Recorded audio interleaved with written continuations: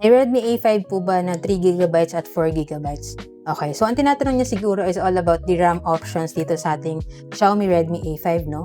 By the way, kung di ka pa familiar sa phone na to, this is the Xiaomi Redmi A5 and isa to sa mga budget entry-level phones in the market right now and ino-offer siya ng Xiaomi. Okay yung kanyang software support, no? Kasi ang promise dito ng Xiaomi is up to 2 major Android updates and then 4 years of security patches. So, ibig sabihin, pag binili mo siya ngayon, matagal-tagal mo siya magagamit and supported yung kanyang software. Aside from that, maganda pa yung kanyang screen kasi malaki na. So, okay manood dito. Tapos, yung kanyang camera is usable din, good enough for the price. Maganda rin yung kanyang design, so hindi siya halata na entry-level phone lang. So, anyway, back to the question tayo. Ano nga ba yung mga available na RAM options dito sa ating Xiaomi Redmi A5? No? So, dalawa po yung available niya.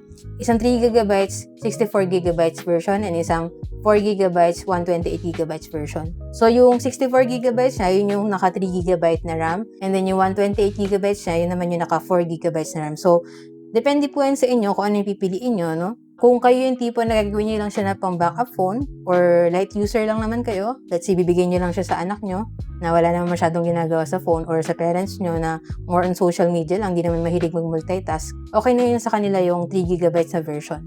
So kung kayo naman yung tipo na gusto nyo marami kayong games na i-install sa phone nyo and marami kayong applications na ilalagay, mas okay na piliin nyo yung 4128 kasi syempre yung 64GB mas mabilis din siya mapupuno kapag mag-install kayo ng maraming application.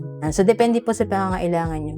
Syempre mas mahal po yung 4GB and 128GB na version, no, compared dun sa isa. Pero ang maganda naman dito, no, kahit na anong version yung piliin mo, pareho naman sila na pwedeng i-expand yung memory kasi meron silang memory card slot dito and yung card slot nila triple card slot, so pwedeng dalawang SIM plus isang memory card, sabay-sabay sila dyan. So, kung marami kayong photos and videos, pwede nyo siyang i-save sa memory card para mas makasave din kayo ng internal memory ng inyong phone. Marami pa itong ibang available na colors. No? Ito sa akin is color green. Meron din siyang blue, black, and gold. Check nyo na lang po dyan sa Yellow Basket yung kanyang pricing as well as yung mga available na colors niya right now. Ngayon lang, sana nakatulong tong video. If you have any other questions about this phone, just let me know in the comments and follow for more tech content.